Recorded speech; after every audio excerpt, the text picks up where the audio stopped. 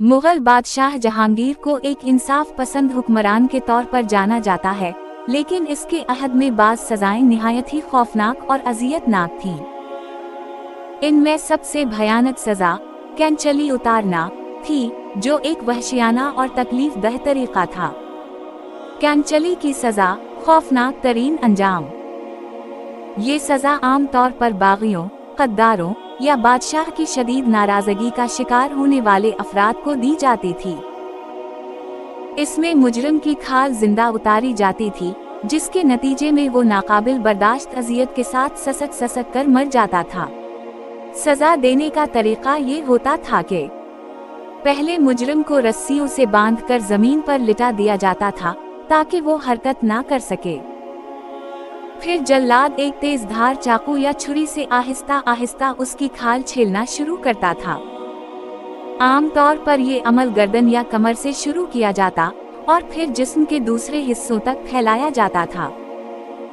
जल्लाद इंतहाई महारत से खाल उतारता ताकि मुजरिम फौरन ना मरे, बल्कि ज्यादा देर तक अजियत में मुब्तला रहे।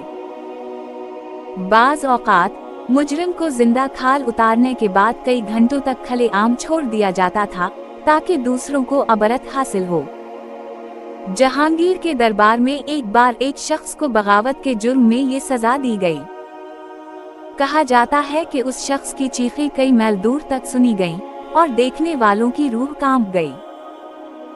कुछ तारीखी हवालों के मुताबिक जहांगीर ने एक सरकश कबीले के सरदार को यही सजा दी थी और इसकी खाल उतारकर नुमाइश के लिए लटका दी गई थी।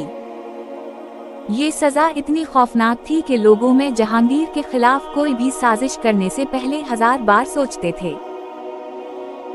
दरबारी और अमरा तक इस सजा के जिक्र से कांप उठते थे और यही वजह थी कि इसके अहद में अक्सर लोग बादशाह की मर्जी के खिलाफ जाने से कतराते थे।